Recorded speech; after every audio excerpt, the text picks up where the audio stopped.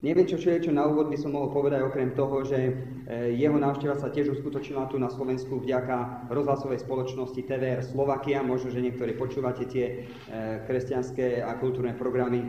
A dnes večer som rád, že sme mohli Daga taktiež sem pozvať na prednášky, ktoré tu robíme v podstate každý útorok večer, ale nemáme absolútne nič spoločného ani s mormonmi, ktorí niekde tu nám tiež každý útorok sa stretávajú, ani s jehovistami, ani s podobnými, ja poviem, organizáciami. Ale naozaj sa nám jedná len o to, aby sme vždycky analyzovali každú oblasť nášho záujmu realisticky, aby sme boli nároční, aby sme sa nedali naozaj zviesť nejakými predstavami, ktoré nie sú opodstatnené. No už neviem, čo by som iné povedal na úvod. Ešte raz vítam tu medzi nami Daga Ráska a táto prednáška je nahrávaná, keby ste mali záujem o kazetky, môžeme vám potom zabezpečiť.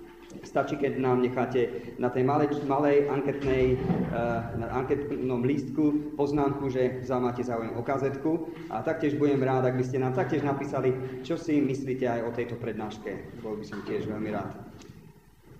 Snáď to je asi všetko na úvod a tak už môžeme privítať Daga Ráska.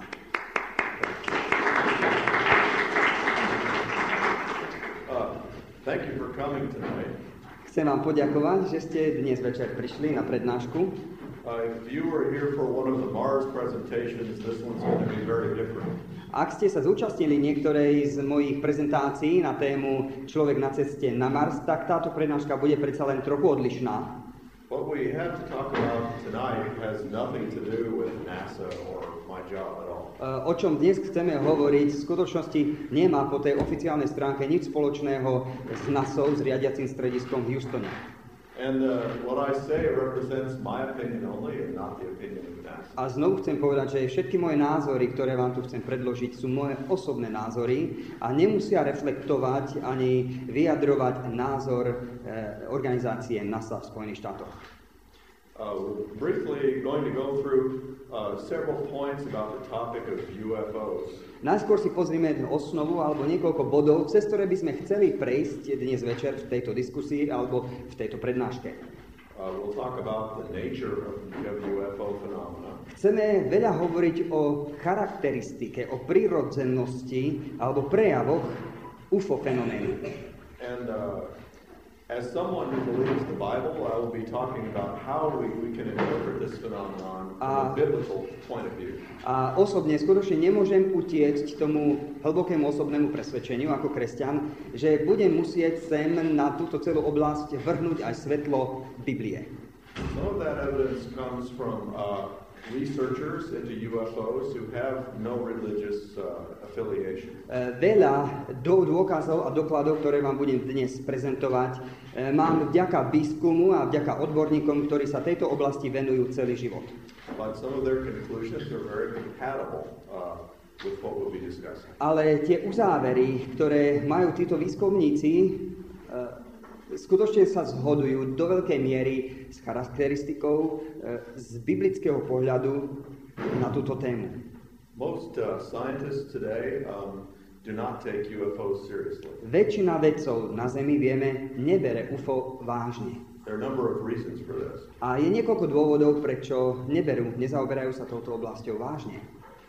To take a serious interest would possibly hurt their reputations as professionals. Jeden z tých dôvodov je, že ich reputácia alebo hodnovernosť ako profesionálnych odborníkov a vedcov by išla dole vodou v tom momente, keby začali nejak propagovať alebo veriť v UFO.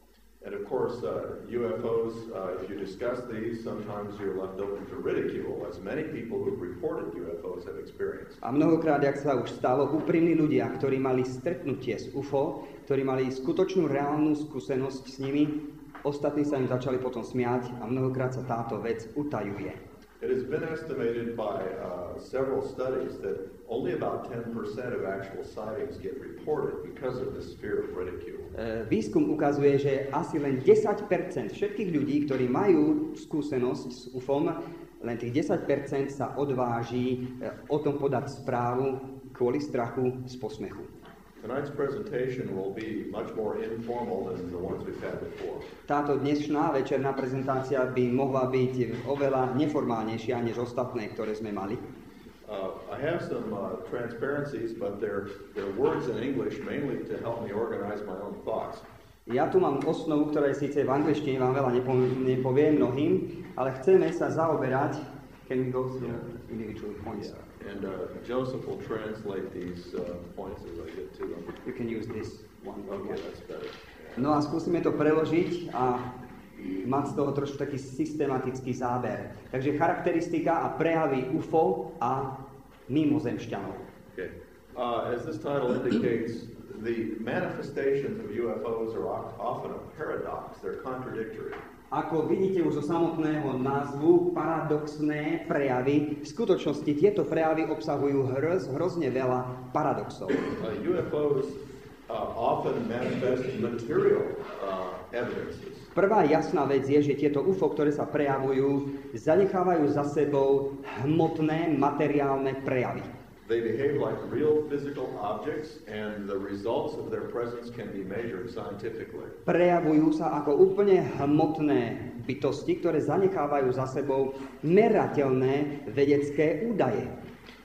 Recently in America, there is a group of scientists who is interested now in studying UFOs. V Amerike máme spoločnosť alebo spoločnosti, ktoré sa zaoberajú výskumom tohoto fenoménu UFO. They've realized that there are enough reports now with actual physical results that they can be studied scientifically. A začínajú si uvedomovať, že týchto údajov alebo skúseností, štatistických skúseností, stretnutí s UFO je tak veľa, že už naozaj treba túto vec vedecky študovať. Here are some of the physical manifestations that UFO sightings bring. V tomto prvom bode si všimneme teda hmotné alebo materiálne prejavy a následky úkazu UFO.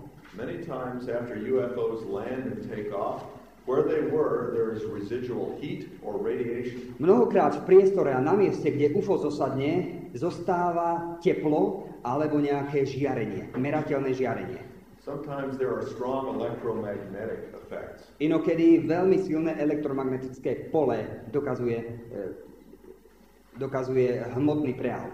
Many people report, for example, that their automotive electrical system was suppressed when there was a UFO nearby and the car stopped. Niektorí mali takú skúsenosť, že v prítomnosti takéhoto zjavu UFO ich auto jednoducho kvôli silnému elektromagnetickému polu prestalo štartovať alebo fungovať. There was one such case very well documented in 1973 in Ohio.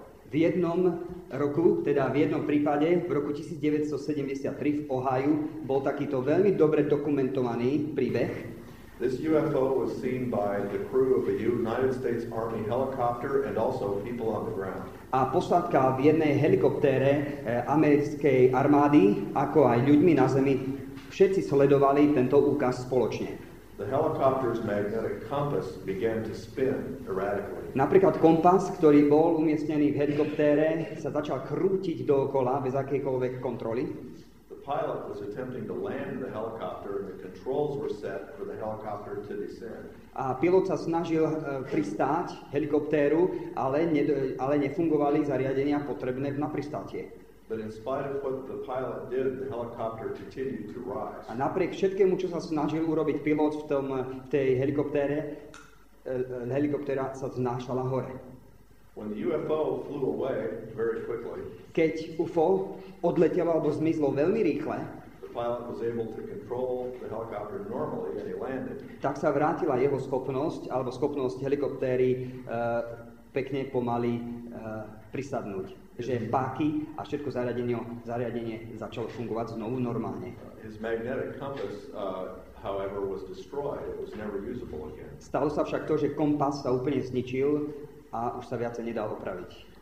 Some UFOs leave deep depressions in the ground caused by great pressure. Iné UFO ukázy zanechávajú za sebou skutočné odtlačky, fyzické priehlbiny. Sometimes there is damage to grass or plants or trees. Inokedy rastlinstvo je nejak zničené. Sometimes witnesses have their skin burned. V mnohých prípadoch svedkovia, kontaktéri sú postihnutí tým, že žiarenie popáli ich pokožku. Some locations are subject to mysterious lights. Some of these are explained, but a few are not. A na niektorých miestach sa potom prejavujú svetlá a úkazy svetelných efektov bez príčiny. Oftentimes objects are detected on radar that appear to be UFOs. Veľakrát sa stáva, že tieto ulietajúce UFO je možné zachytiť radarom. Some of these cases are explained as electronic anomalies. V niektorých prípadoch sa dajú tieto veci vysvetliť nejak, že to je elektronická anomália, but others have no explanation. Ale iné skutočne nemajú žiadne normálne vysvetlenie.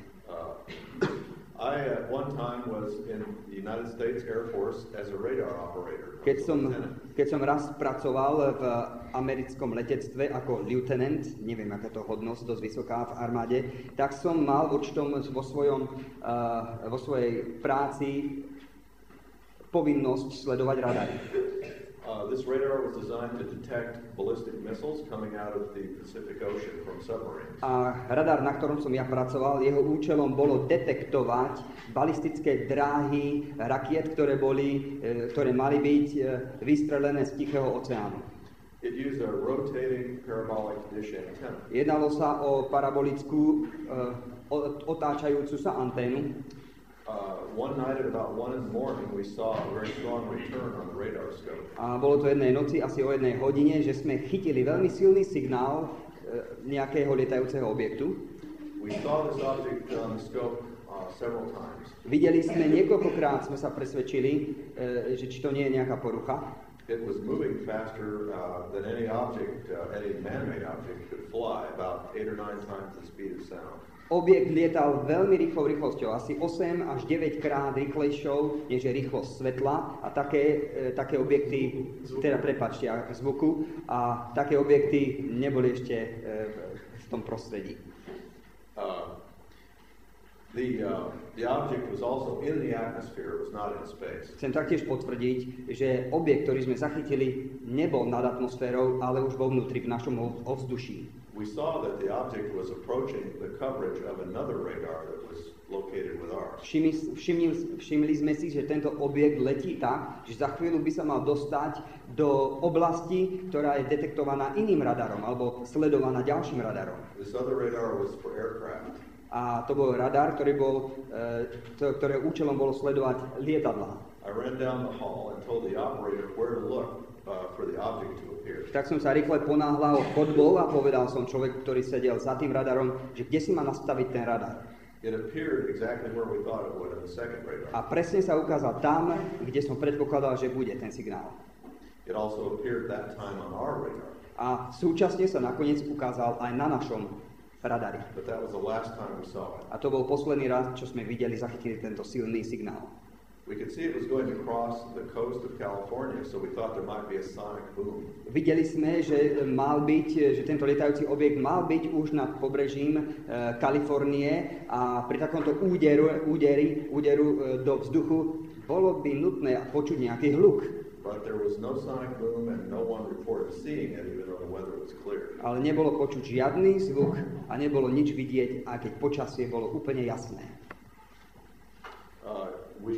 The other radar operated on a different frequency than ours, so it's very unlikely that this was an electronic anomaly. No a druhý radar, ktorý zachytil tento lietajúci objekt, ten pracoval na inej frekvencii, takže sme vylúčili možnosť nejakej elektronickej poruchy. Also, there was a possibility we thought that it might have been a meteorite. Áno, domnievali sme sa, že by to mohol byť meteorit. But for a meteorite, its trajectory had to be ballistic, and this was not. It flew flat like an aircraft. Ale vieme, že každý meteorit má balistickú dráhu, ale tento nemal balistickú, ale absolútnu priamku. That same year, a radar several hundred kilometers from ours of the same type had a similar experience. The same radar? Same type, different location. Podobný radar toho istého typu taktiež zachytil tento istý signál niekoľko mesiacov neskôršie. Neither was ever explained fully. Ani jeden prípad, ani druhý sme nikdy skutočne nedokázali vysvetliť si. Another type of UFO manifestation is immaterial. They behave like phantoms or mirror images. Ďalšie prejavy UFO fenoménu nie sú len hmotného charakteru, ale prejavujú sa akoby fantómy, ako duchovia, akoby nehmotné bytosti. This type of UFO appearance is really difficult to study in any scientific way. A tento prejav, duchovný prejav UFO fenoménu je veľmi ťažko vedecky študovať. One has to depend pretty much on eyewitness accounts. Že vedec alebo výskumník sa musí veľmi spoliehať na pravdivosť z kontaktéru, ktorý mal kontakt s UFO. In many cases, immaterial and material characteristics happen at the same time. V mnohých úkazoch vidíme, že hmotné prejavy súčasne sú doplnené nehmotnými, akýmisi duchovnými prejavmi súčasne. In 1994, over Paris, France, there was a well-documented UFO site. Nad Parížom v roku 1994 bol úkaz UFO, ktorý bol mnohonásobne potvrdený. The object was seen by a French air crew and also by military radar. Letecká posádka, ale aj armáda francúzska sledovali tento úkaz. The air crew reported that the object was about 900 meters across, very, very large. Francúzski letci odhadovali, že veľkosť tohoto objektu, ktorý sa vznáša nad Parížom, je asi 900 metrov. The radar reported that the object slowed down almost to a stop. Radary taktiež sledovali tento objekt, ktorý pomaly pristával, až sa dostal do kľudu. And then it simply vanished. A v tom momente sa zneviditeľnil. One moment the radar and the people could see it, and the next moment it was gone. V jednom momente i ľudia, i radary vnímali prítomnosť toho objektu, v druhom momente nič nevideli ani nič nedetektovali. Sometimes UFOs move as though inertia did not exist. Niekedy vidieť let UFO lode takým spôsobom, ako keby nemal žiadnu zotrvačnosť, teda nulovú hmotnosť. People will see them moving very rapidly in a direction and then suddenly they will turn at right angles and move away. Svedkovia sledujú let tejto UFO lode, pri vysokej rýchlosti dokáže urobiť presných 90 stupňový uhol a žiadnu zákrutu.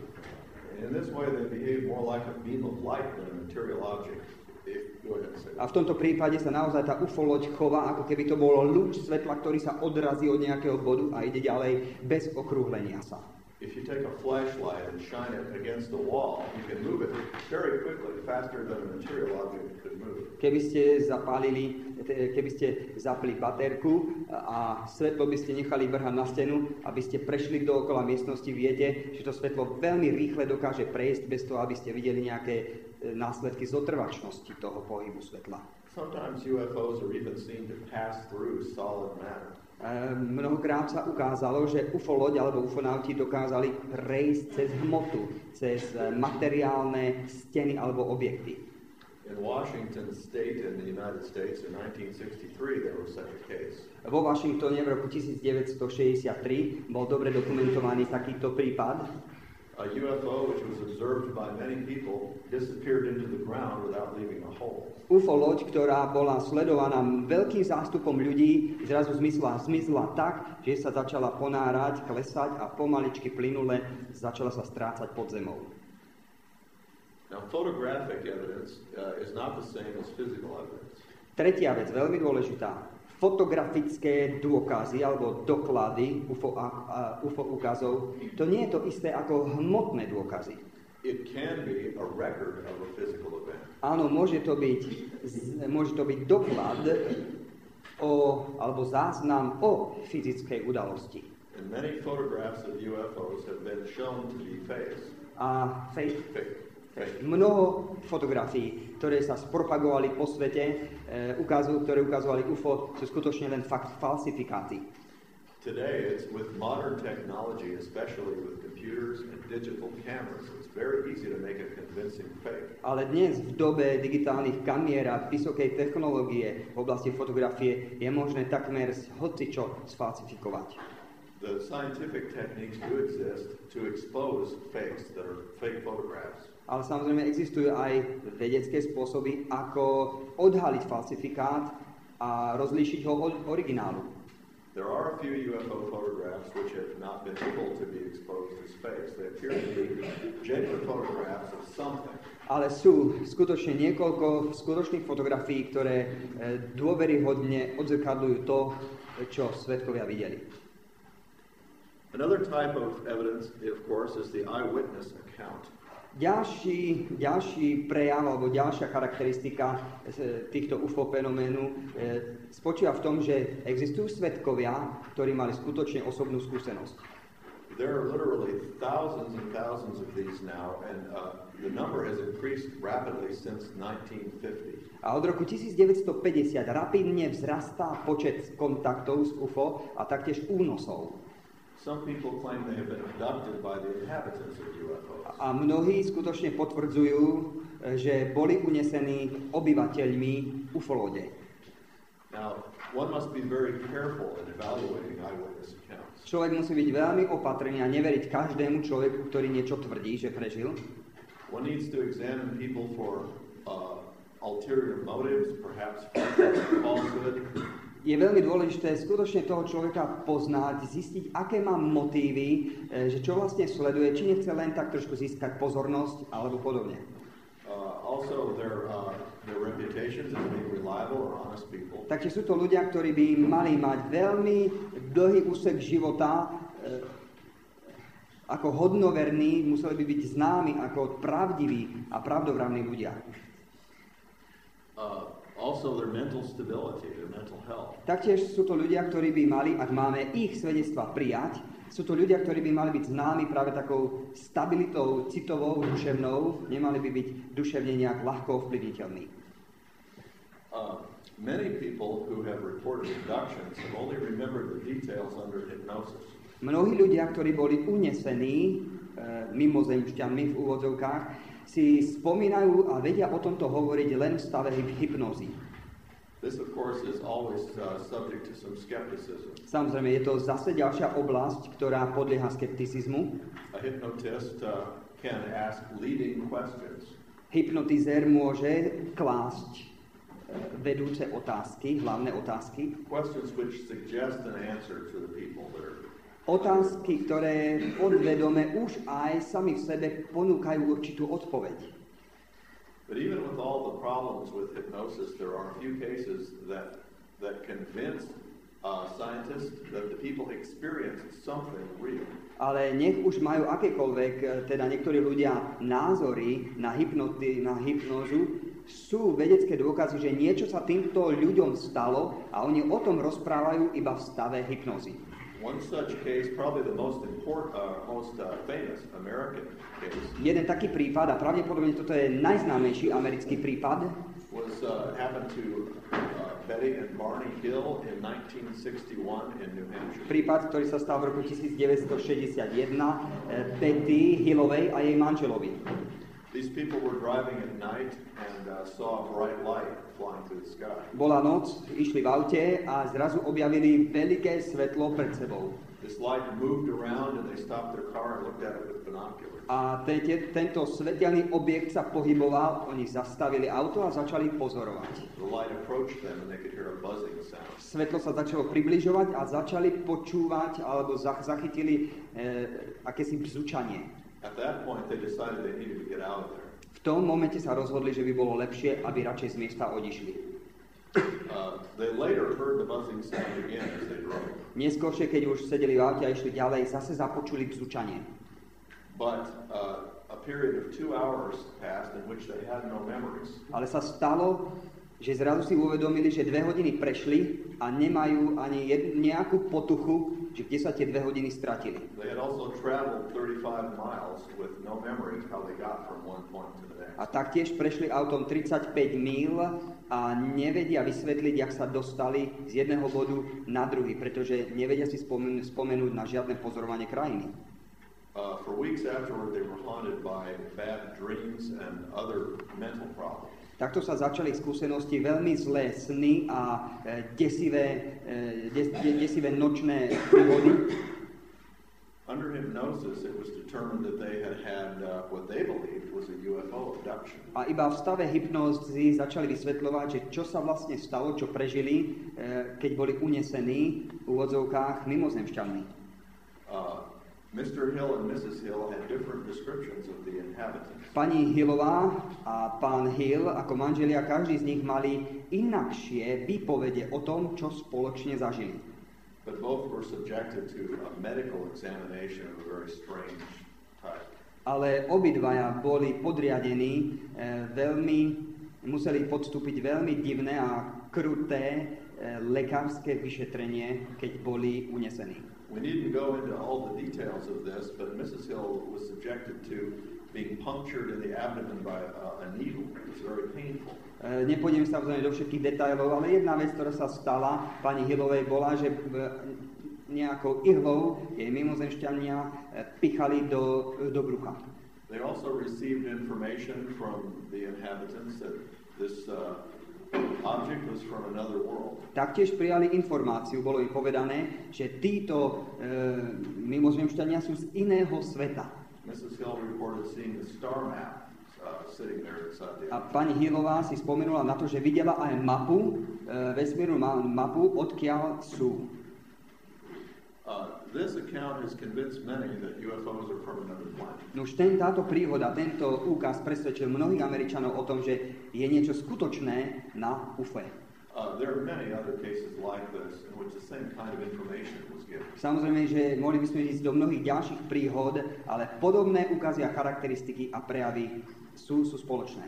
In 1967 in Nebraska, a policeman named Herbert Schirmer v roku 1967 policajt menom Herbert Schirmer was driving at night and saw a UFO sitting in the intersection of Crossroads. Išiel autom a zrazu na križovatke uvidel, ako v strede križovatky sedí UFO lode. He went back and he reported this and wrote it in the log at the police station. Obrátil sa späť, šiel naspäť a podal o tom správu na policajtnom zbore. He too had mental problems afterward. Je to človek, ktorý od tohoto momentu vo svojom živote začal mať veľmi silné duševné problémy, mentálneho charakteru. He too was examined under hypnosis. A taktiež ho podrobili hypnoze. And he reported a UFO abduction. A vysvetlil, že bol unesený UFOm. But his account is interesting in another way. Ale jeho príhoda alebo skúsenosť je odlišná trošku aj iným spôsobom a zaujímavým. The creatures went out of their way to explain to him that they had come from some other planet. Pretože tieto tvory, divné tvory, začali mu vysvetľovať dôvod, prečo vlastne navštívili našu Zem. They told him he would not remember anything he had seen. A oni mu povedali, že ty si nespomenieš na nič o tom, čo tu teraz prežívaš. His impression was actually that they were trying to mislead him. Jeho celkový dojem nakoniec bol taký, že cítil, ako keby oni ho chceli oklamať, podviesť. He said it was strange that they seemed to want to puzzle people because the information he was getting, some of it was very contradictory and strange. Informácie, ktoré prijal od nich, boli skutočne rozporuplné a nedávali zmysel. Jeho celkový pocit a dojem bol taký, že oni ho chcú naozaj len zmiesť. A French researcher named Jacques Vallée, vedecký pracovník Francúz Jacques Vallée, who was originally trained as an astrophysicist but is now a computer scientist, ktorý vyštudoval ako astrofyzik a teraz je počítačový vedec, has probably built the largest database of UFO accounts, including abductions, of anyone. Ako ufológ má najväčšiu databázu všetkých skúseností a úkazov UFO, ktoré je možné skatalogizovať v dnešnej dobe. He has interviewed literally thousands of people over the last 30 years. Tento vedec už tisíce a tisíce ľudí, kontaktérov z UFO, skontaktoval a mal s nimi rozhovory. At this point I'll mention that there are two main opinions about the nature of UFOs. A teraz prichádzame v tomto bode k názoru, kde je nutné vysvetliť, že sú dva názory o podstate UFO. We've already mentioned that some believe they are from other planets. Už sme spomenuli, že niektorí veria, ľudia, že UFO prichádza z iných planét. And many times the UFO inhabitants themselves tell people that. A naozaj mnohokrát aj tieto tvory povedia človeku, že áno, prichádzajú z ďalekých planét. There's another aspect of this as well. Druhý aspekt však existuje a treba o ňom hovoriť. That's not really what I meant. It was another aspect of this first theory. Aha, že je ešte ďalší aspekt tejto prvej teórie, že by prichádzali z ďalekých planét. In America, at least, the New Age movement and the UFO movement are merging together. Chcem povedať, čo sledujem v Amerike, že hnutie nového veku, New Age, a hnutie UFO alebo ufoizmu sa dnes spojilo v Amerike.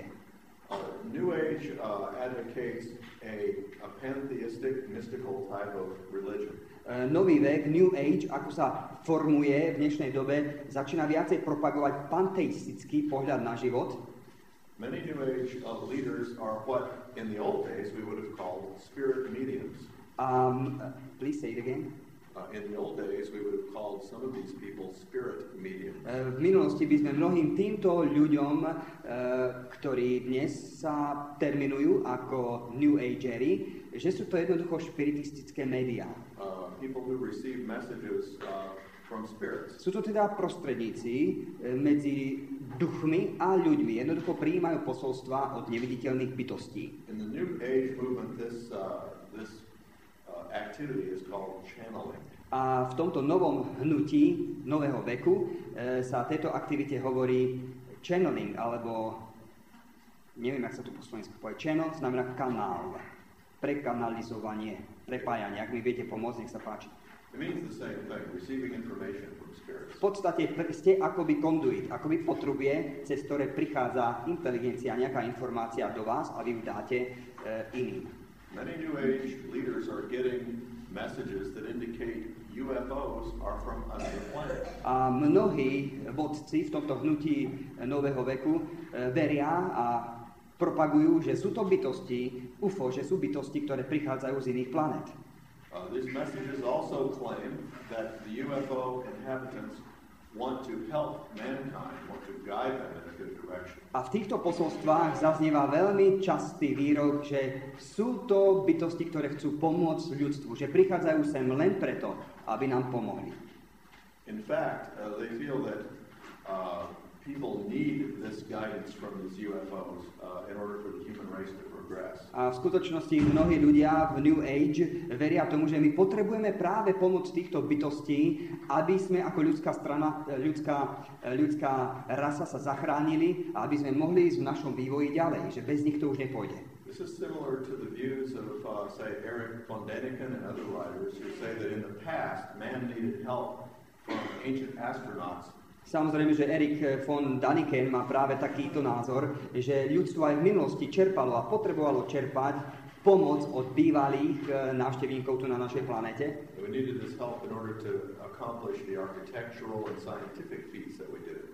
A že potrebujeme ich pomoc, alebo sme potrebovali ich pomoc, aby sme dokázali nejaké veci v minulosti. Jacques Vallée and others feel this is a very suspicious connection between mysticism and UFO sightings. Tu naozaj vstupujeme do oblasti, kde je veľmi silné podozrenie medzi UFO a mysticizmom a mystickými prejavmi. From analyzing his data very carefully. Keď analyzujeme údaje, ktoré dostávame, Mr. Vallée has concluded that UFOs are not from outer space. Tak tento francúzsky vedec, ufológ, prišiel k záveru a dobre ho potvrdzuje, že nie sú to bytosti, ktoré prichádzajú z ďalekých planét. But that the phenomenon really belongs to the realm of the occult. Ale že UFO fenomén práve zapadá do okultistickej oblasti. Now, Mr. Vallée is not a religious man. Chcem dodať, že pán Jacques Vallée nie je nábožensky založený človek. He has coined a term for this. He says these creatures are extra-dimensional beings. A preto, aby sa vyhol nejakým náboženským slovám alebo terminológii, pomenoval tieto bytosti extradimenzionálne bytosti. He believes they've been with us since humans have been on the earth. A tvrdí a poukazuje, že toto sú bytosti, ktoré sú tu medzi nami v ľudskej rase už od počiatku. He also believes that the UFO beings, for some reason unknown to us, want to deceive us and to change our belief system. A taktiež dokazuje alebo dokladuje, že zámer týchto bytostí, ktoré idú za človekom, nie je pomôcť nám, ale urobiť zmetok, oklamať nás, aj keď on sám ako vedec nevie, prečo majú taký motív. He is also alarmed that they seem to be creating in some people a dependence on them, an expectation that they will save us. Taktiež je veľmi alarmujúci fakt, to hovorí Jacques Vallée, keď vidí, ako mnohí ľudia začínajú byť úplne závislí vo svojom ďalšom živote od priamého kontaktu a pravidelného kontaktu s týmito bytostiami. Vallée has a number of arguments against these things being spaceships. Jacques navrhuje alebo predkladá niekoľko zaujímavých dôkazov, ktoré objavil, ktoré vylúčujú možnosť, že by mohli prichádzať z ďalekých planét. Prepáčte. It would be difficult to do justice to these thoughts in the time we have, but I'll try to explain them briefly. Skutočne, aspoň čiastočne chcem prejsť týmito bodmi, aj keď pravdepodobne nemôžeme vyčerpať každý jeden bod uspokojivým spôsobom. One of his reasons for disbelieving they're from another planet is there are simply too many sightings and too many landings. Jeden alebo prvý dôvod, prečo Jacques Vallée sa domnieva a verí, že tieto návštevy neprichádzajú z ďalekých planét a galaxií, je práve v tom, že týchto návštev je strašne veľa. Že oni stále sem prichádzajú a nevedia ako keby svoje poslanie naplniť. He has on file about 2,000 accounts which he thinks are reliable of contact with alien beings. Vo svojej databáze všetkých úkazov, ktoré má, tak má asi 2,000 takýchto úkazov, kde naozaj došlo, kde verí, že skutočne mali ľudia kontakt s bytostiami, ktoré označujeme slovom UFO. If only 10% of sightings are actually reported, you can multiply that number by 10. No a ak iba naozaj ako štatistika ukazuje, že iba 10% všetkých úkazov a kontaktov s UFO sa reportuje alebo zverejňuje, tak môžeme prísť k 10-násobnému vyššiemu číslu tých návštev, ktoré UFO robí na našej planete. Also, most UFO encounters occur between 6 p.m. and 6 a.m. Ďalšia zaujímavá vec, prečo práve v noci sa ukazujú tieto UFO, väčšina z nich štatisticky medzi 6 hodinou večer a 6 hodinou ráno. The number of sightings peaks at about 10:30 p.m. and before dawn, shortly before dawn. A štatisticky najvyšší počet úkazov UFO je práve o 10:30 a potom už krátko pred 6 hodinou, alebo keď sa začína brieštiť. The number of sightings goes down in the middle of the night when people are asleep. A samozrejme, keď je polnoc, alebo keď už ľudia idú spať, tak už samozrejme nevidia veľa, lebo už spia. Takže štatistika ukazuje už decrease, alebo znižovanie úkazov, počtu úkazov, keď je polnoc a po polnoci. He's made some assumptions and did a statistical analysis which showed that there would be in the neighborhood of 30,000 of these in his file if every report and every opportunity to see a UFO were reported. V jeho štatistike a v jeho práci dokladuje, že keby naozaj ľudia zverejňovali všetky svoje úkazy, ktoré majú, tak by ich muselo byť najmenej 30,000 takýchto úkazov alebo dokumentov v jeho práci. He also believes, from analyzing the accounts themselves, that these meetings between aliens and people are staged. They're purposely set up. Keďže sa rozpráva dôverne s týmito ľuďmi, a je to jeho celoživotné teraz poslanie ako ufológa, rozprávať sa s ľuďmi, ktorí tieto skúsenosti majú, tak cíti od týchto ľudí, že skúsenosti, ktoré majú z UFO, sú vlastne veľká show, ktorú snažia sa tieto bytosti predviesť.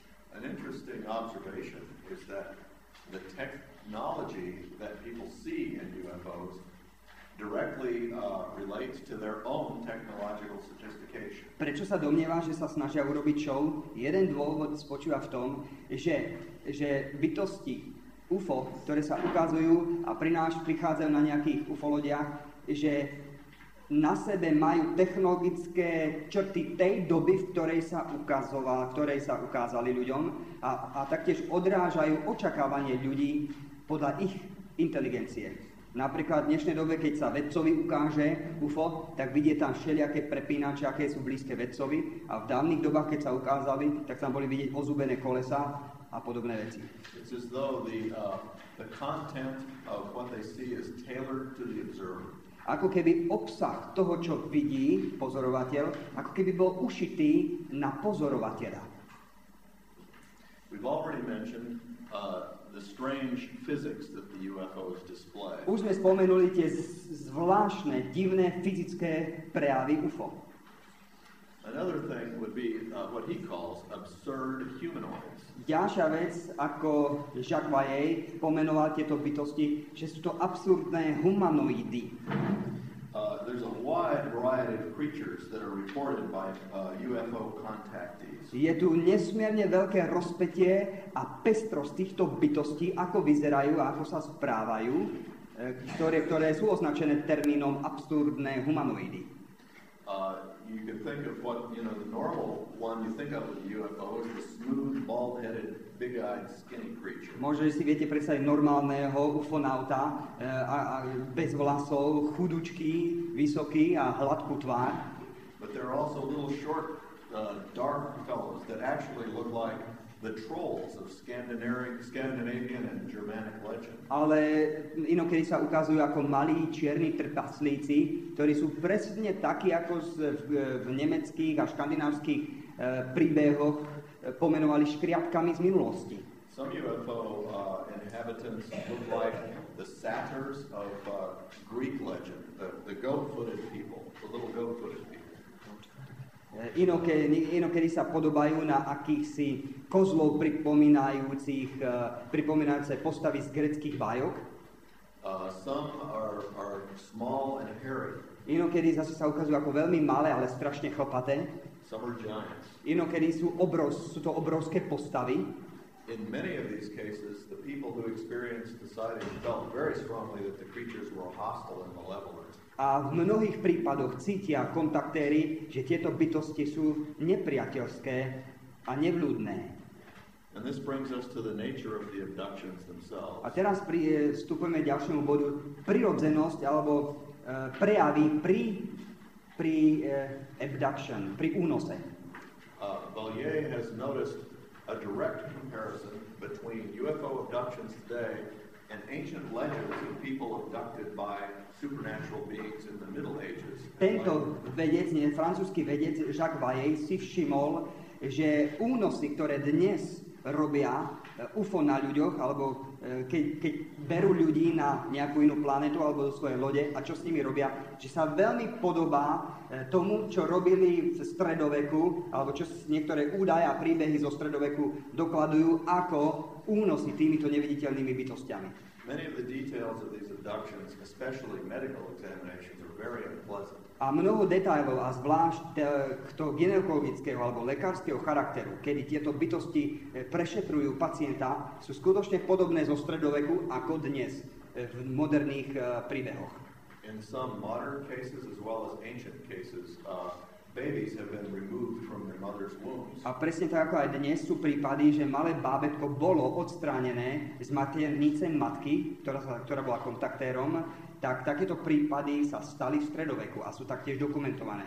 In many cases, the examinations are painful and they rob people of their human dignity. A v mnohých prípadoch tieto lekárske vyšetrenia, ktoré robia na ľuďoch, sú veľmi bolestivé a znižujú, degradujú ľudskú dôstojnosť. And they seem to have no genuine medical purpose. A zdá sa, skutočne inteligentnej bytosti sa zdá, že takéto vyšetrenie nemá normálny význam.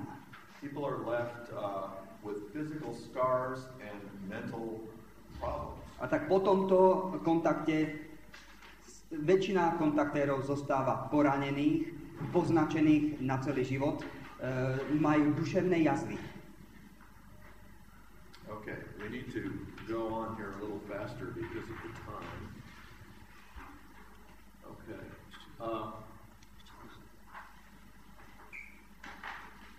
Musíme ísť akože ešte trošku to zrýchliť, pretože máme tu ešte veľa bodov.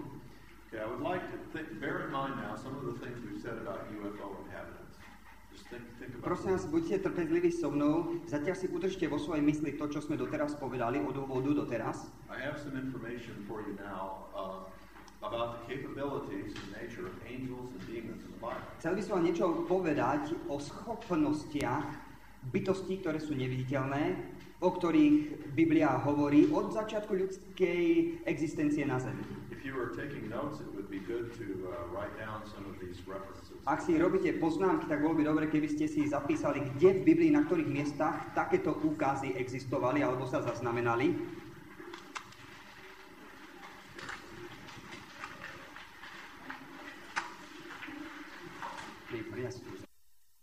Both angels and demons have been known to appear as physical beings, human or non-human. Ideme teda ďalej.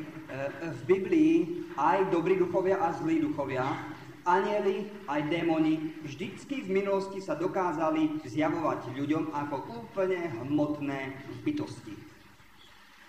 Angels visited Abraham in Genesis 18 and they looked perfectly human. Napríklad si môžete prečítať Genesis 18, to je prvá kniha Mojžišova v 18. kapitole. Tam je príbeh o tom, ako anjeli navštívili Abraháma a úplne vyzerali fyzicky. In some UFO accounts, the inhabitants look totally human. A naozaj v niektorých prípadoch, kde sa zjavilo UFO, tak ufonauti vyzerali fyzicky ako normálni ľudia.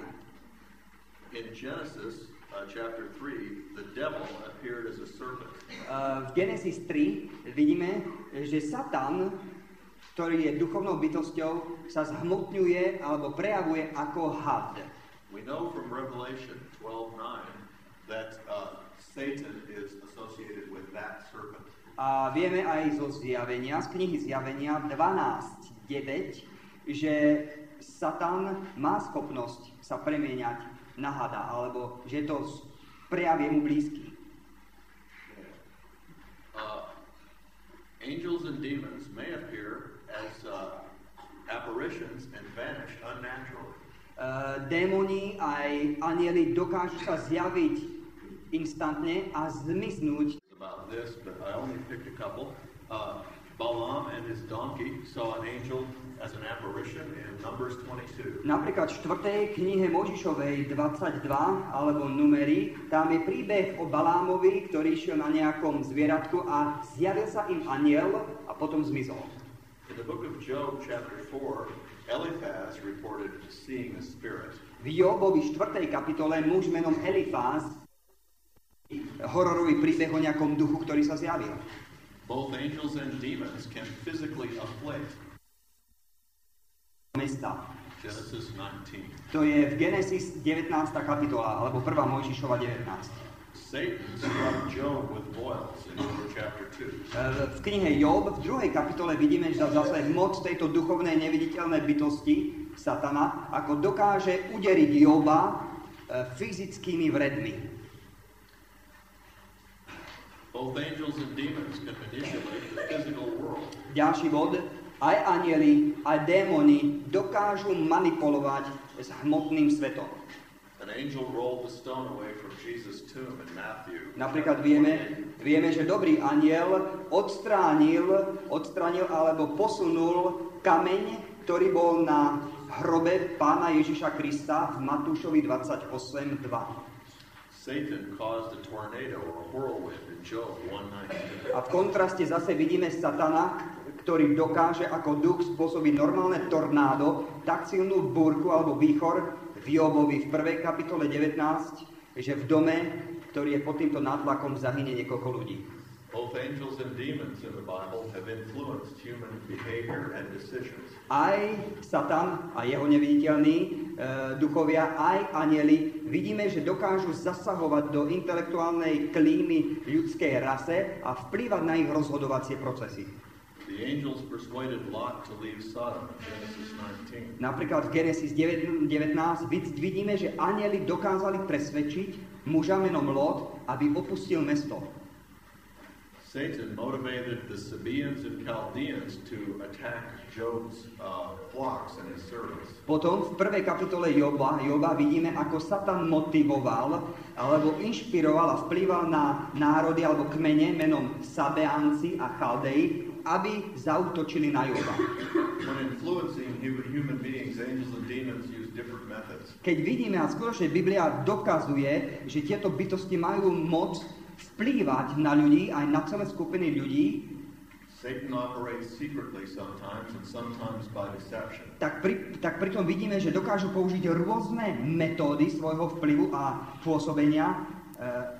What did you say? Sometimes by deception. A niekedy samozrejme používajú pritom práve podvod. Angels are upfront and open and bring a message from God. Anjeli aj Satan dokážu sa postaviť a povedať, mám posolstvo pre teba priamo od Boha.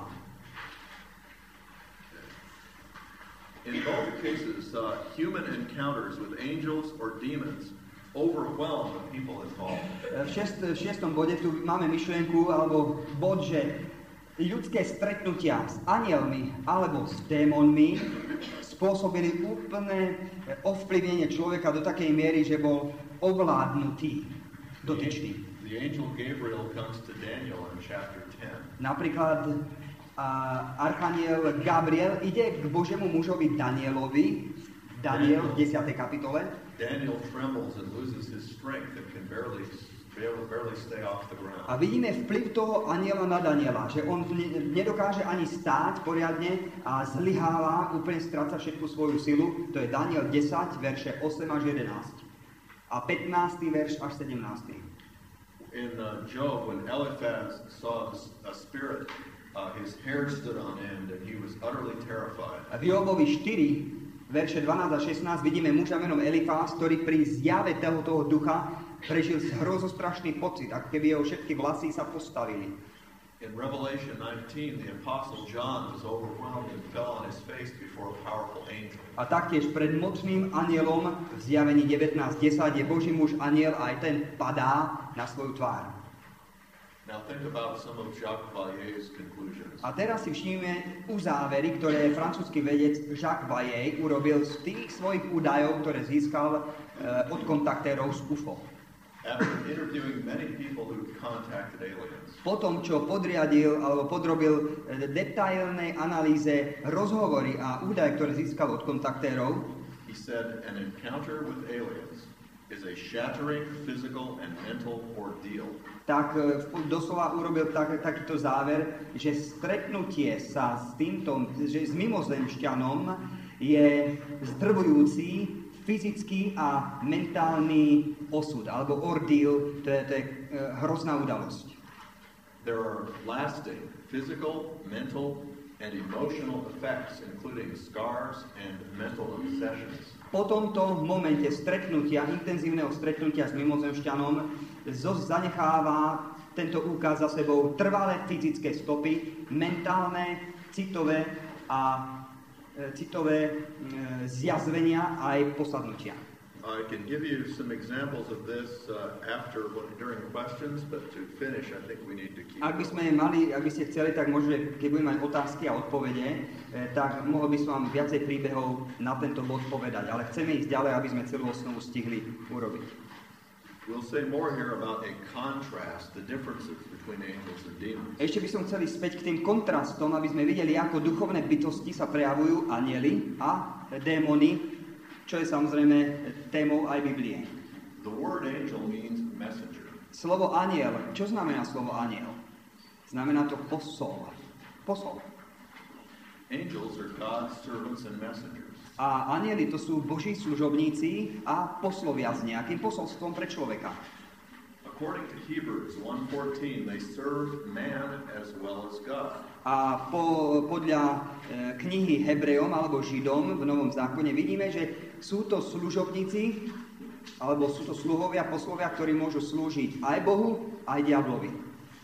Here's some examples of that. In Genesis 21, an angel was responsible for rescuing Hagar and Ishmael from the desert. Napríklad v Genesis 21, to je prvá Mojžišova, tam vidíme, že anjel je zodpovedný za záchranu ženy menom Hagar a Izmaela. Angels ministered to Jesus in Matthew 4 after his temptation in the wilderness. V Matúš 4:11 vidíme, že anjeli prišli posluhovať a slúžiť Ježišovi po tom, čo bol pokúšaný na púšti. In Acts chapter 5, angels released the apostles from prison without the guards knowing what was happening. Dokonca tu vidíme v knihe Skutkov 5. kapitole, verše 19 až 20, ako anjeli dokázali prísť do väznice, kde boli Boží mužovia chytení a bez toho, aby strážcovia si všimli, čo sa dialo, dokázal otvoriť tento anjel dvere žalára. Exactly the same thing happens in Acts chapter 12, where an angel releases Peter from prison in the same way. A tam vidíme ďalej taký istý príbeh v prípade apoštola Petra, ktorý bol vo väznici, ktorý trpel za svoju kresťanskú vieru a anjel prišiel do väzenia a vyslobodil ho. Skutky 12, verše 7 až 11.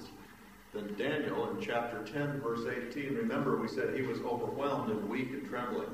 The angel touched him and restored his strength. A potom niečo vidíme v Danielovi 10:18, ako dotykom dobrý anjel dokázal postaviť Daniela na nohy. Dal mu energiu, silu, aby sa postavil. Angels are associated really with God demonstrating his care and protection over man. A anjeli v Biblii aspoň sú služobníci neviditeľní, ktorí idú k človeku a môžu slúžiť mu a spĺňať Božie zámery dobra pri človeku. And this next point is very important. Tu v ďalšom bode, číslo 2, je to veľmi dôležitý bod. Satan and demons are adversaries of God, angels and men. Satan aj démoni sú protivníci aj Boha, aj anjelov, aj človeka. Revelation 12 records a war in heaven between the archangel Michael and the angels and Satan and his demons. Biblia tiež netají o tom, že v Zjavení 12 verše 7 až 9 si čítame o vojne v nebesiach, kde dochádza ku konfliktu medzi týmito dobrými anielmi a zlými démonmi. Že je tam vojna doslova. Daniel chapter 10 again, you see a struggle between angels and demons. V Danielovi 10 zase vidíme zápas, ktorý je medzi anielmi a démonmi. Gabriel was prevented from bringing his message to Daniel in a short time because an angel called the Prince of Persia fought against him. Boží aniel, alebo archaniel Gabriel je poslaný na pomoc človeku a zlí démoni ho snažia zastaviť v jeho ceste a zdržať ho, aby neprišiel pomôcť dobrému človeku. He was only able to prevail when he got help from the archangel Michael. Až keď prišiel na pomoc archaniel Michal, tak až vtedy naozaj došlo k víťazstvu a pomoc sa k Danielovi dostala. V 10. kapitole verše 13 a potom 20 a 21. In 1 Peter chapter 5 we are told that the devil is our adversary who wishes to destroy us. No a apoštol Peter napísal vo svojom prvom liste, kapitola 5, verše 8-9, že diabol je náš protivník. In Ephesians chapter 6, we're told that we wrestle not against a human adversary, but against principalities, powers, angelic forces, fallen angelic forces. A v Efežanom, alebo v liste Efeským, 6. kapitole, verše 10 až 13, máme, dá sa povedať, že katalóg tých všetkých duchovných hierarchií, ktoré sú nepriateľské voči človeku a treba sa proti ním brániť. The next point is that angels refuse to receive worship from man. They always direct it to God. Ďalšia zaujímavá vec je tá, že dobrí anjeli odmietajú bohoslúžobnú úctu, ktorú by im ľudia chceli dať. Odmietajú človeku, aby sa poklonil anjelovi. Revelation chapter 19, when John fell on his face before the angel to worship him, he said, "Do not do that. I also am a fellow servant. Worship God." To vidíme napríklad v Zjavení 19, verš 10, kde Ján by chcel sa pokloniť hlboko pred anjelom a on mu hovorí, nerob to, ja som tiež služobník, ktorý slúžim Bohu. But Satan desires to be worshipped. Ale Satan ten veľmi túži byť obdivovaný, sledovaný a aby sme sa mu klaňali.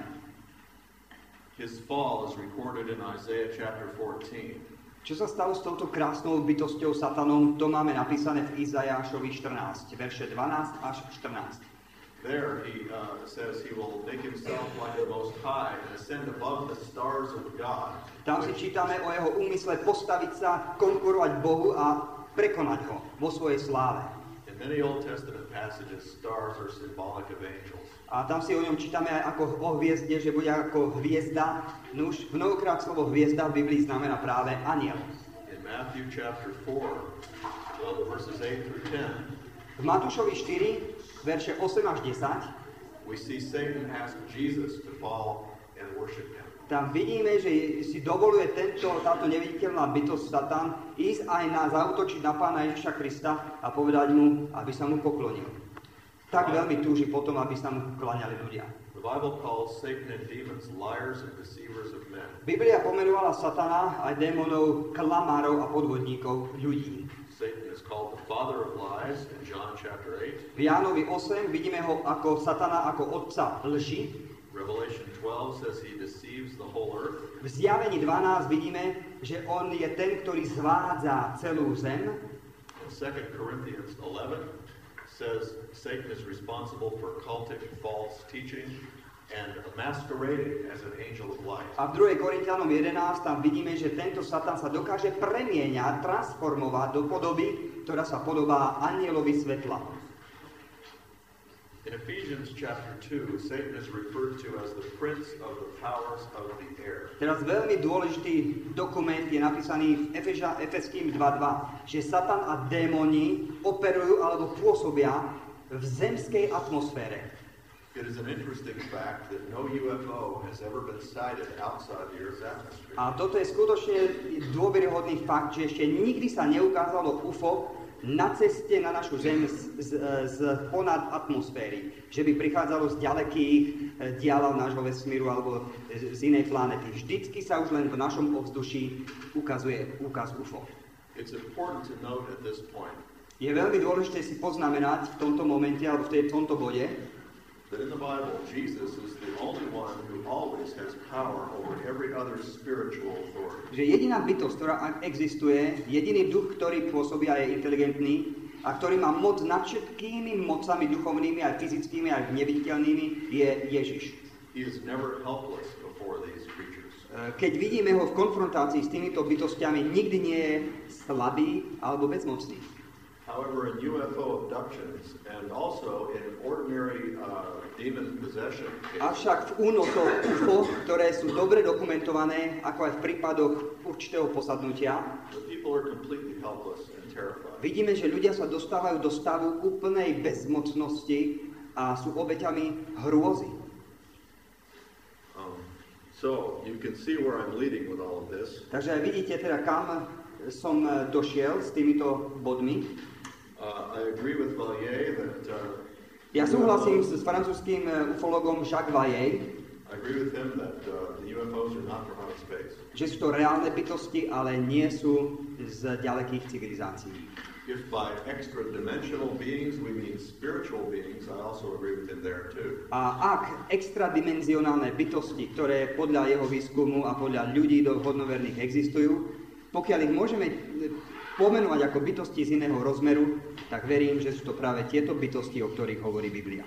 I wish we had had more time to look into the connection between New Age and UFOs a little more. Možno, že by sme mohli viacej, škoda, že nemáme viacej času na to, aby sme viacej videli to spojenie medzi hnutím New Age a UFO. Many New Age leaders have completely radical and unusual interpretations of the Bible. Mnohí vodcovia v hnutí UFO majú veľmi radikálne a divné interpretácie, čo sa týka Biblie samotnej. These interpretations do not stand up under biblical scholarship. A akékoľvek logické a dôsledné postoje k štúdiu Biblie vyvracajú ich názory. In conclusion, I'd like to say that we must be careful not to develop an unhealthy interest in UFOs. No už na záver chcel by som povedať, že nie je dobré mať nezdravý záujem a angažovanie sa v tejto oblasti. And along with that, a person should never become involved in occultic activities. A spolu s týmto ruka v ruke nikdy nie je dobré, keď sa človek začína angažovať v okultných praktikách alebo obradoch. At this point, I'd like to open it for discussion and questions. Rád by som otvoril teraz na ďalších niekoľko minút, alebo do 8 máme tu povolené byť, na otázky a odpovede, ak máte záujem niečo povedať. Kľudne, tam sedí v štvrtej rade aj náš jeden milý priateľ, ktorý sa volá, ešte aj nevie, že o ňom hovoríme asi. Volá sa Chance Rushing. Nech sa páči. A on nám možno, že taktiež môže pomôcť v diskusii. My brain is tired. I forgot what I was going to say. No, už som chcel povedať niečo vám a vidíte, už môj mozog je od tých prednášok aj dnes, aj niekoľkokrát za deň už unavený. Možno, že si spomeniem za chvíľočku. Takže ak máte otázku, nech sa páči.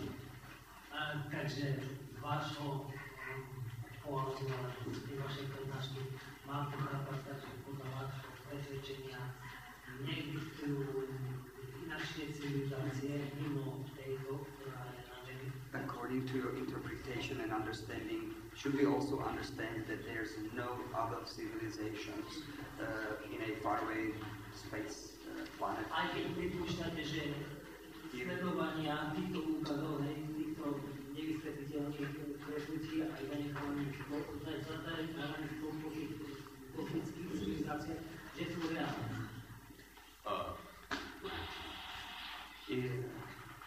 Tú druhú časť ešte raz povedzte, prosím. Že sú reálne, mapovateľné tieto návštevy tých tzv. UFO. Že dá sa ich sledovať, zanechávajú zmenu elektromagnetického prostredia a tak ďalej. Do you still believe that they really are from this space, only here around the earth, in spite of all the material manifestations they leave behind? Oh, yeah, I believe. Let me get to the first question. Najskôr tú prvú otázku. Okay. I don't think we have enough information to rule out the possibility of civilizations around other stars. Myslím si, že nemáme dosť dôkazov a informácie o tom, že by sme mali úplne vyvrátiť nejakú možnosť a každú možnosť, že by mohla byť inteligencia niekde aj na inej planete. To nemôžeme vyvrátiť. I don't think the Bible addresses that. Zatiaľ neviem, že by Biblia na túto otázku jasne odpovedala, ja aspoň neviem zatiaľ. But I don't think the UFO phenomenon has anything to do with that possibility. Ale ak existujú iné civilizácie, osobne neverím, že UFO fenomén má niečo spoločného s tými skutočnými reálnymi inteligenciami, ktoré by mohli existovať. I do believe, to get to the second question, that they exist in the spiritual realm. Ja verím, že to sú bytosti, ktoré dokážu teda manipulovať realitou, ale sú v druhom rozmere. And that they have to do with that conflict between angels and demons on our own planet. A ja verím, že oni sú tu na našej zemi, toto je boisko, duchovné boisko medzi dobrými anielmi a zlými a v konflikte proti človeku. To je jeho presvedčenie. And that's what I was going to say. I remember now. My tired brain. Som si spomenul teraz, čo som zabudol. Don't think that I'm thinking that this is the final word on this topic. Prosím vás, aby ste si nemysleli, že tu som ja dal nejaké svoje posledné slovo, že to tak musí byť úplne. There's a lot to be learned here. Je veľa, čo by sme sa mohli ešte veľa naučiť. Ja som sa len snažil čerpať z toho, čo je dôveryhodné.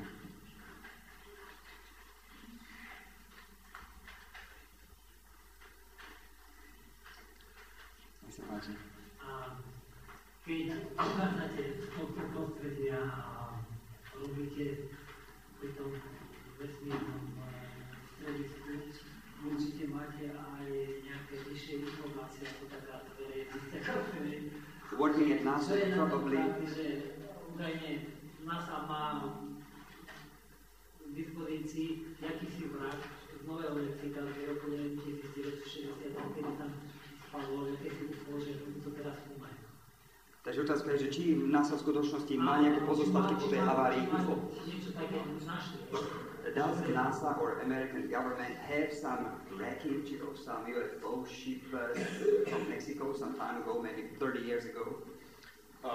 The story is that it came from New Mexico, Roswell, New Mexico, 1947. Áno, je to z roku 1947, z Roswellu, z Nového Mexika, v Spojených štátoch. We don't have any UFO wreckage, to my knowledge. And people always accuse me because... Podľa mojich najlepších poznatkov, mojej pamäte a pozorovania nemáme absolútne žiadne hmatateľné dôkazy, nejaké, čo si povie, wreckage. No, nejakú rozbitú ani UFO lodi, ani pozostatky UFO lode. And believe me, if we had that kind of technology, if these were really spaceships, we'd be building some for our use ourselves. Verte mi, že keby sme mali niečo také, tak by sme urobili všetko, preto aby sme dokázali podľa nich aj stavať naše rakety, aby boli efektívnejšie. One thing about that I should mention about New Mexico and some other places within the United States where there were a lot of UFO sightings. Colorado and other places. Jedna vec, ktorú chcem veľmi dôležitú spomenúť teraz, taktiež nielen Nové Mexiko, ale aj Colorado, veľmi dôležitá. Yeah, there are many UFO sightings there, but also a great deal of occultic activity. Že súčasne na to v tomto teritóriu je tak veľa týchto úkazov viacej než inde, že z hodou okolností je tam aj viacej okultnej činnosti. Že čím viacej je okultná činnosť v teritóriu, tak tým viacej je aj úkazov UFO. And along with that, there's actually a UFO tourist industry there. Dokonca je z toho veľký biznis v Amerike, je to turistika, kam ľudia chodia a pozerajú sa na miesto, kde pristálo UFO. People come from all over the world to buy photographs and t-shirts and all kinds Ľudia prichádzajú z celého sveta, kupujú si trička a s UFOm a podobné veci, je z toho dobrý biznis. Určite on nič netají, pretože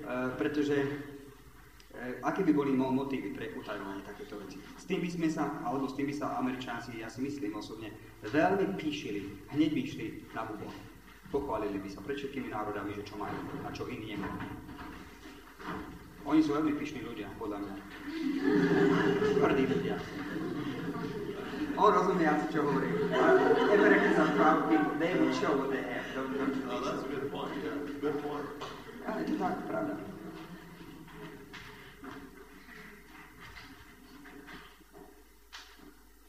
Chance, would you like to add something to this, if you speak English? Slovak. Only thing I can think of is spaceships themselves can ride and they come in, there's no consistency. Like it's one type of ship. They have the same shape, but they're always different.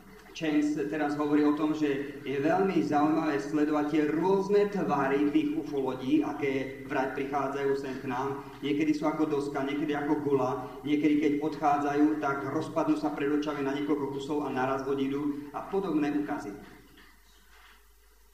Another point is many of the messages that come from UFO beings are either contradictory or they are very ridiculous. Mnohé posolstvá, ktoré získavajú kontaktéri od ufonautov, sú veľmi smiešné, alebo sú nelogické, alebo priamo v rozpore s tým, čo je všeobecne prijaté ako fakt. One popular idea that you maybe even read is... Možno ste čítali o veľmi už teraz rozšírenej udalosti alebo mienke. Is that the earth is hollow and inhabited by a race of degenerate beings of some sort. Že naša planéta je dutá a že je naplnená bytostiami, ktoré sú zdegenerované. But, we know that's not true. Ale to vieme, že nie je pravda, a predsa také posolstvo prišlo od nich. And there's a list of at least 10 different planets of origin that UFO beings have said they come from. A je najmenej asi 10 planét alebo hviezd, ktoré udávajú títo návštevníci tu na našej Zemi, že odkiaľ prichádzajú. Ináč ja chcem tiež ešte dodať, ak môžem, if you allow me to add something. Ak dovolíte, že tieto bytosti tiež, keď prichádzajú, tak samozrejme majú nos a nos je nadýchanie a predstavujú v mnohých prípadoch ako bytosti, ktoré dýchajú náš vzduch. Keby boli hmotného nejakého charakteru, tak asi by tu pomreli, pretože naše baktérie, vírusy a všeličo, čo tu je, nie sú zvyknutí na to, tak ja si myslím, že na cintorínoch už by sme mali veľa ufonautov. Ja si myslím. Keby boli to skutočné bytosti, ktoré potrebujú dýchať alebo jesť. Je to skutočne z mojej jasno. Yes, breathing. Yeah, that's a good point too. There's another thing. Valier has pointed out the crudeness of the medical technology that they seem to use. Tento vedec, Jacques Valier, ufológ, taktiež veľmi dôsledne analyzuje tú lekárskú techniku, ktorú používajú títo návštevníci pri vyšetreniach ľudí. He said they should go to some of our medical schools and learn to do it better. Tento vedec, ktorý verí, že tieto bytosti existujú, hovorí, no oni by mali chodiť na naše lekárske školy a univerzity, aby sa naučili, ako naozaj vyšetrovať ľudí. One of the big things that excited people about Betty Hill's account. Jedna vec, ktorá v prípade Betty Hillovej vzrušila mnohých ľudí, was this star map that she saw. Bola práve tá mapa, hviezdna mapa. She was able to reproduce that under hypnosis. A v stave hypnózy dokázala tú mapku detailne nakresliť. And it's been analyzed and it suggests a certain star which these people may have come. A ten obraz bol analyzovaný a skutočne sa predpokladá, že sa našlo to súhvezdie alebo hviezda, odkiaľ by mali návštevníci prísť. But Valier points out that in real space navigation you don't use star maps, you use computers or some other way of figuring out. Ale tento ufológ tvrdí, a vlastne ako je aj jasné v NASA, pri takýchto medzigalaktických alebo medzihviezdnych letoch sa nepoužívajú mapy, ale počítačová telemetria a nie nejaké body na mape. It's just one more evidence of the idea that they're putting on some kind of a show. Je to len ďalší dôkaz alebo doklad o tom, že oni sa snažia urobiť show, nejakú prezentáciu, ktorá není úplne skutočná. Ja ešte tiež, ak dovolíte ďalšiu vec, pretože s týmito ľuďmi tiež občas hovorím na tú tému, tak ďalšia vec, že keby mala hmotnú podstatu táto UFO-loď, ktorá predsa len dokáže zasávať do hmotného sveta, že pri náraze do našej atmosféry by v momente zhorela jak asteroid alebo meteorit, pretože už obyčajná samotná raketoplán, keď ide vpichnúť sa do našej atmosféry pri rýchlosti menej než 20 000 km za hodinu, čo je pomalá rýchlosť, v porovnaní s týmito rýchlosťami, ktorými letia ufolode, tak sa zohrie ten hrot aj na 2-3 tisíc stupňov Celzia. A tieto ufolode, ktoré by dokázali preniknúť našu atmosféru tak bleskovo, by zhoreli v momente. I mentioned one of the points Valier makes, but I didn't really emphasize it, but it's very important. Jeden bod, ktorý som nezdôrazňoval, ale skutočne veľmi dôležitý, taktiež z výskumu Jacques Vallée. It was the idea that the UFO creatures are purposely trying to manipulate human belief systems. Jeho hlboké presvedčenie je, a tento ufolog nie je ani kresťan, ani náboženský nejak založený človek, jeho hlboké presvedčenie je z výskumu, že sú to bytosti, ktoré sa snažia zavádzať človeka. Podviesť ho. And you see, if you remember what we showed from the Bible, that fits very well with the deceptive nature of Ak si spomeniete na to, čo sme hovorili z Biblie o démonoch a zlých duchoch a ako sa snažia mať kontakt s človekom, vstupovať do jeho života, tak naozaj tu vidíme určitú totožnosť medzi týmito bytostiami. Že jedná sa pravdepodobne identicky o tú istú bytosť. He also concluded that these creatures are potentially dangerous and actually hostile to man, not friendly like the New Agers would make you think. Taktiež výskumníci ukazujú v analýze týchto prípadov, keď sa robota robí dôsledne, Jacques Vallée tvrdí, že tieto ukázy zanechávajú za sebou skutočne ľudí poranených, ktorí sú postihnutí, mnohokrát stratia schopnosť ísť späť do normálneho pracovného života, skutočne sú vyradení zo spoločnosti. And that fits with the demonological interpretation. A to taktiež zapadá do biblického rámca démonológie. Ja tiež chcem zase spomenúť ďalší prípad, a to je tiež aj bežné, dostupné aj tu na Slovensku knihy, ktoré ukazujú hovoria o tom, že návštevníci z iných planét prídu sem urobiť výskum a zoberú si nejaké vzorky nejakej hliny, zoberú si to do svojej lode, alebo nejaké iné veci si zoberú. Je to zaujímavé, že keby mali takýto výskum robiť už, povedzme, dlhé 10 ročia, 100 ročia, prečo sa oni nedajú dokopy a neurobia nejakú spoločnosť vesmírnu pre výskum človeka, čo je tu na Zemi? Veď nakoniec dnes už máme také informácie v éteri, stačilo by sa len vyladiť na mnohé tisíce, 100 000 rozhlasových a televíznych vln a mohli by všetko získať z tých informácií, ktoré už my máme, ale oni idú sem, zoberú vzorky hliny a zoberú to dovnútra do lode, zoberú si to alebo nejaké iné veci. Jednoducho naozaj nie je tu akože logický a dôsledný prejav ich správania ako výskumníkov, že ako výskumníci sú veľmi zlí. Čože? Možno majú iba dokonalé lode. No možno majú dokonalé lode, ale nevedia tak uspokojiť človeka, aby... No je zaujímavé, že za celé 1000 ročia, ak sú tak inteligentní a chodia sem za nami, ani jeden vynález nám ešte neukázali. Ani jeden. Aha, ukázali, no o tom nevieme. Možno to majú patentované, no. Many places in the Bible, especially the book of Deuteronomy, V 5. knihe Mojžišovej Biblii si čítame Deuteronomy 12, 16, and especially chapter 18. 12, 18 a 19 kapitoly.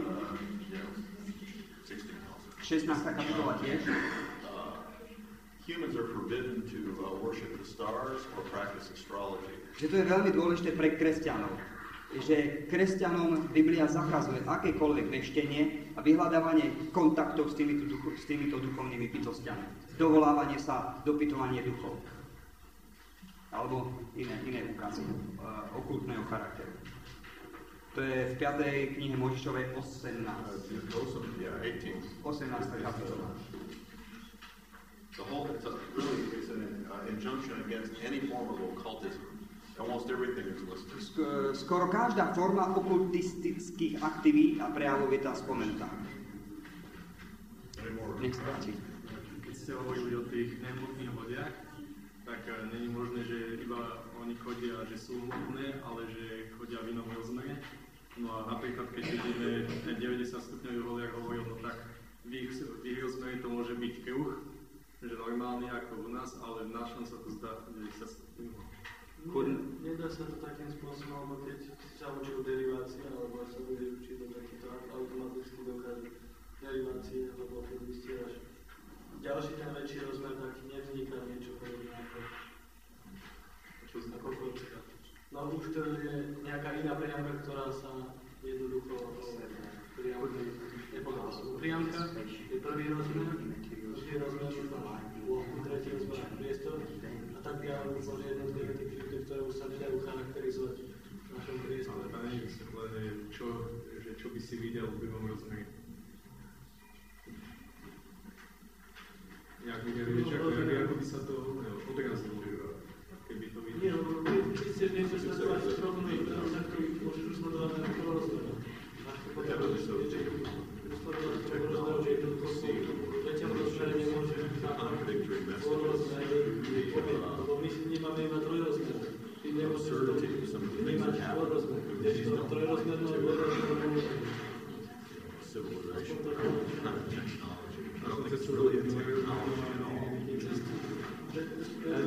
Dovoľte, aby Dag raz na to odpovedal.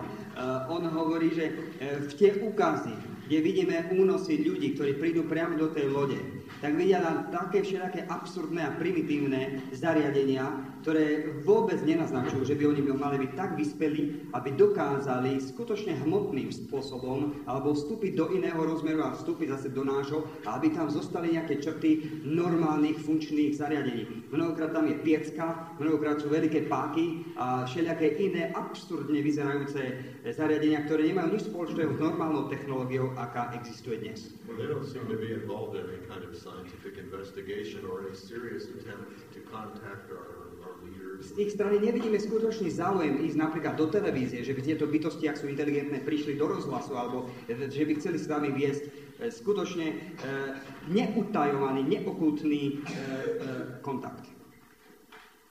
They pick on, Oni si len vyberú, vytýčujú ľudí a zvyčajne tí, ktorí sú hlbšie v okultizme, tí sú kandidáti číslo 1. Alebo chudáci, ktorí idú v púšti sami a nikde nemajú nikoho, alebo v podobných prípadoch vedia si vytipovať ľudí, ktorí sú zraniteľní v tejto oblasti.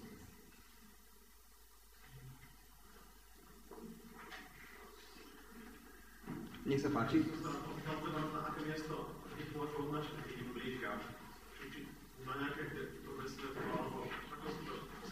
How can we explain this abduction? Where are these people taken, basically, if this is an abduction? I really can't answer that. It's the really unusual ones are where the people never come back. There have been a few of those too. Sú veľmi úžasné dokumenty alebo prípady, kde naozaj boli unesení ľudia a už sa nikdy viacej nevrátili. Bez stopy zmizli. But I don't know what happens to people who are abducted and then return. I just don't think anybody. Snad rozumiete, skutočne nerozumieme tomu, ani vedci, ktorí sa touto vecou zaoberajú, nevedia. I tieto fyzické, hmotné bytosti ako ľudia, keď sú unesení, kde sú? Nevedia. Whitley Strieber's case is probably a good example. Whitley Strieber, to je muž, ktorý mal podobný kontakt dovolím, you want to say that example? Yeah, I guess briefly. Say it. Take that. Is it good? Yeah, briefly. Okay. This is a man, he's an American writer from New York. Jeden americký spisovateľ z New Yorku, Whitley Strieber sa volá. Today he writes a lot about UFOs because of his own experience. A dnes vďaka jeho kontaktu s UFO píše veľa kníh o tomto. Interestingly, Strieber agrees with Vanier. He does not think they're from outer space. Je veľmi zaujímavé, že aj tento spisovateľ, autor Strieber, súhlasí s francúzským vedcom Jacques Vanier, že nie sú to bytosti, ktoré prichádzajú z ďalekých civilizácií, ale sú tu v inom rozmere. And although Strieber is a very intelligent man, he also has occult involvements too. A napriek tomu, že tento Whitley Strieber je človek vysoko inteligentný, angažuje sa v okultizme súčasne. The first thing that happened to him occurred when he was in a mountain cabin with his family on vacation. Jeho prvá skúsenosť sa stala vtedy, keď bol na chate v horách spolu so svojou rodinou. He was in his bed and some little creatures entered the room and carried him away. Bol v posteli a prišli tieto také malé postavičky, trpaslíci a zobrali ho a nesli ho preč z postele. He did not believe this was a dream. A on neveril, že by to mohol byť sen. And later there was a scar where they had punctured him behind the ear. A neskôršie bolo vidieť na jeho tele jazvy po zásahoch do jeho tela, za uchom a inde. But he suffered one of these cases of the obnoxious medical exam. Ale on taktiež bol podriadený týmto nelogickým, absurdným procesom fyzického vyšetrenia týmito ufonautami. They rendered him completely helpless and he was very angry at what was happening to him. A bol veľmi rozčúlený v stave, keď bol vyšetrovaný, pretože bol v stave úplnej bezmocnosti a oni si s ním robili úplne čo chcú. Many things he saw during this time made absolutely no logical sense. Veľa vecí, ktoré videl a pozoroval vo svojom únose, nedávali žiadny logický význam. The main effect was to terrify him. A jediný efekt, jedno vysvetlenie, ktoré videl, bolo to, že ich úmysel je ho jednoducho nastrašiť, terorizovať ho. After he was returned, he really wondered what it was that had happened to him. A keď sa vrátil späť, tak skutočne si dával otázku, čo to vlastne bolo za skúsenosť, čo sa s ním dialo, kde to bolo. He had no idea where he was when all this happened. Ani on sám nevie, kde vlastne bol, kde bol odnesený, keď sa mu to všetko udialo. He got in touch with other people who had had similar experiences to try to make sense of his experience. Začal sa potom spájať s ľuďmi, ktorí mali podobné skúsenosti v Amerike, aby dokázali spoločne vyluštiť túto záhadu, kde vlastne boli a čo sa s nimi vlastne dialo. But he could not make any logical sense or find a good pattern to what was occurring. Ale nemohol nájsť, objaviť žiadne logické vysvetlenie, že kde boli zobratí. He finally decided he would intentionally try to seek out these creatures that had abducted him the first time. Nakoniec sa rozhodol, že úplne vedome pôjde hľadať, snažiť sa o kontakt s týmito bytostiami, ktoré ho na počiatku uniesli. He returned to the mountain where this happened. Vrátil sa späť na tú chatu, kde mal ten počiatočný zážitok. While driving at night, he saw a more traditional UFO. The first time there was no evidence of a UFO. A zakiaľ prichádzal autom, tak videl UFO na ceste. A v prvý raz, keď bol unesený, vtedy nevidel žiadny UFO. He got out of the car and went to this UFO and the creatures were waiting for him, expecting him. Vyšiel z auta a už tie bytosti vykročili z UFO lode a už ho privítali. And I might interject, I don't know how much of this to believe myself. A ja chcem teraz dodať, že ja osobne neviem, ako spoľahlivá je táto informácia a jeho vlastné údaje, ktoré ponúkol. It does sound incredible. Ale je to až neuveriteľné. Among the things he found out there, he challenged them. He was a little bit angry with them. Ale medzi vecami, ktoré objavil alebo zistil a on bol nahnevaný na nich, tak snažil mať útočivý charakter na nich, proti ním. They mocked him and told him they were not going to let him know what their true identity was. Tak sa mu vysmievali a rozprávali mu, tebe za žiadnu cenu neprezradíme, kto my vlastne sme. I think this man is thoroughly deceived today. Tento dotyčný, ktorý tú skúsenosť mal, verím, že je teraz úplne mimo. Je oklamaný. The only thing he's right about is that they're not from outer space. Jedinú vec, ktorú hovorí fakt pravdivo, prišiel k presvedčeniu ten dotyčný, ktorý mal ten kontakt s nimi, je záver, že nie sú z vesmíru, ale sú tu z našej zeme a manipulujú ľuďmi a hmotou. A ja i túto udalosť vidím iba v rámci biblickej démonológie. Nech sa páči. Môže byť teda možnosť, ktorý sa vysvetliť len ako prehodnostie, alebo to má nejaký reálny fyzický charakter. Tam je, čo vidím do vzduchu, alebo či to je na tom orgánu, alebo... When we see, let's say, UFO, is it a real object there, or is it something in our mind, something like a phantom, something that is not real? I think there are cases of both occurring. Both. Sometimes it is in our mind, sometimes it's something that's physically detectable, such as radar contact. Keďže radary nemôžeme oklamať, oni zachytujú skutočný objekt. Ale súčasne tieto vysokointeligentné bytosti dokážu manipulovať aj s ľudskou myslou a niekedy nevieme presne akože rozlišiť, kde začína manipulovanie s našou myslou a kde vlastne končí skutočný vedecký pohľad na situáciu. And we saw that angels and demons can make both kinds of manifestations. Ako sme videli aj v Biblii, sú to bytosti z neviditeľnej inej dimenzie, ktoré dokážu vplývať na ľudskú myseľ. Ja tiež, ak dovolíte, na túto otázku by som chcel dodať svoj jeden, snáď neviem, či poznatok, ale my asi všetci, alebo všetci si ste niekedy počuli v kostole, alebo ste čítali v Biblii, že Ježiš Kristus, keď bol pokúšaný 3-krát, tak sa mu stalo niečo zaujímavé, čo Satan pri ňom chcel urobiť. Že ho zaviedol na nejakú vysokú horu a odtiaľ mu ukázal všetky kráľovstvá našej zeme. No my vieme, že v Jeruzaleme neexistuje žiadny taký vysoký vrch, na ktorý by mohol Ježiš ísť a odtiaľ, aby uvidel všetky kráľovstvá zeme. Moje presvedčenie je, že Satan, ktorý je doma v tejto ríši neviditeľnej, že on dokáže do našej mysli insertovať hotové video, hotový obraz, ktorý len zlomok sekundy trvá a ty máš skúsenosť, ako keby si všetko videl a všetko autenticky prežíval. Takže ja verím, že takéto pokušenie Pán Ježiš zniesol, on nezlyhal v tejto veci, ale aj v tomto príbehu vidím, že Satan dokáže do ľudskej mysli dať hotové obrazy, akoby hotové skúsenosti a ty máš dojem, že si tam, že vidíš a prežívaš tú skúsenosť.